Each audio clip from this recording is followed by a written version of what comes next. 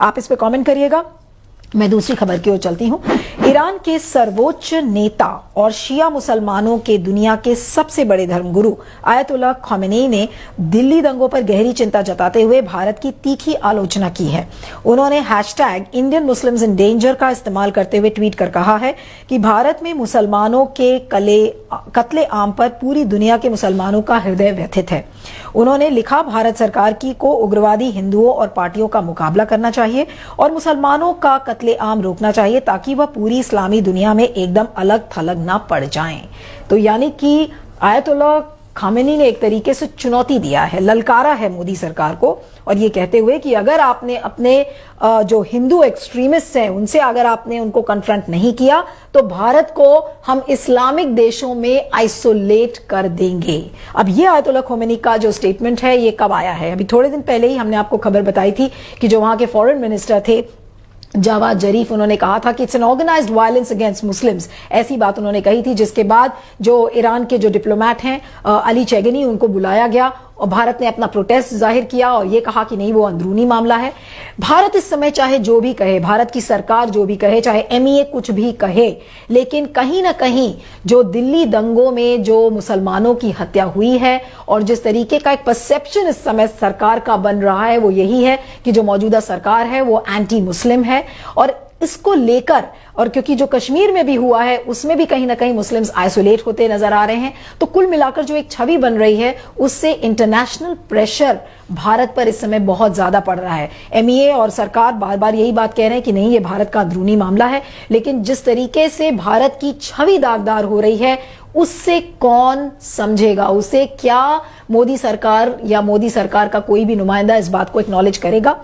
अब भारत और ईरान के संबंध एक समय में बहुत अच्छे थे, लेकिन जो ऑयल सैंक्शंस के बाद और जिस तरीके जब ऑयल इंपोर्ट्स बंद होने के बाद, जब सुलेमानी की जब हत्या हुई अमेरिकन फोर्सेस के बाद, तो उसके बाद कहीं ना कहीं एक खटास सी पैदा हो गई है भारत और ईरान के रिश्ते में। नहीं तो इसके पहले अगर ऐसी वारदातें होती थी तो ईरान उसको ओवरलुक कर जाता था, नजरअंदाज कर जाता था। लेकिन अब ईरान के पास भी पॉलिटिकल और डिप्लोमेटिक रीजंस हैं कि वो भारत को अपनी प्रोटेस्ट जाहिर करे, और ईरान के लिए भी एक मौका है कि वो मुस्लिम भाइयों के साथ अपनी एकजुटता दिखाए और ये बताए कि हम भारत के मुसलमानों के साथ हैं। और जैसे ही ये जो Indian Muslims are in danger का जो हैशटैग है, जिस पर आयतुल्लाह खामेनी ने जब ट्वीट किया तो इसको लाखों मुस्लिम्स ने उसको लाइक किया है, रीट्वीट किया है। तो कहीं ना कहीं इसमें मुस्लिम सॉलिडारिटी भी नजर आ रही है।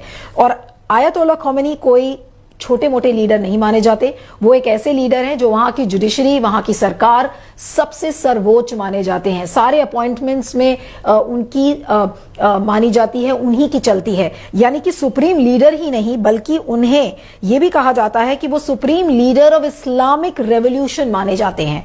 तो आप ये सोच लीजिए कि एक बहुत ही पावरफुल फेस है वो इस्लामिक नेशंस का।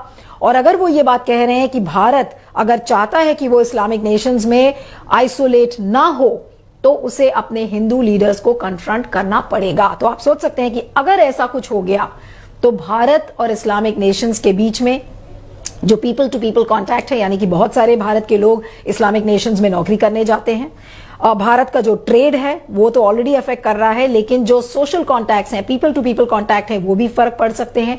डिप्लोमेटिक रिलेशंस में गिरावट आ सकती है। तो बहुत सारी चीजें हैं। और तो ये एक तरीके की दोनों तरफ एक डिप्लोमेटिक वॉर चल रही है। आयतुल्लाह खामेनी दोनों फ्रंट्स पर खेल रहे हैं, मुस्लिम्स का दिल भी जीत रहे हैं और डिप्लोमेटिक और पॉलिटिकल फ्रंट पर भी एक वॉर छेड़ रहे हैं। वो इस समय वर्बल वॉर जिसे कहते हैं, या सोशल मीडिया पर एक वॉर जो चल रही है, Ayatollah Khamenei versus Modi government. तो ये देखने वाली बात है। लेकिन कुल मिलाकर भारत की छवि बिल्कुल इंटरनेशनल फ्रंट पर बहुत दागदार हो रही है। और इस्लामिक नेशंस में भारत आइसोलेट ना हो, इस पे भारत की सरकार को शायद सोचना पड़ेगा। लेकिन क्या इनके कानों में जू रेंगेगी या नहीं रेंगेगी, वही एक बड़ा सवाल है।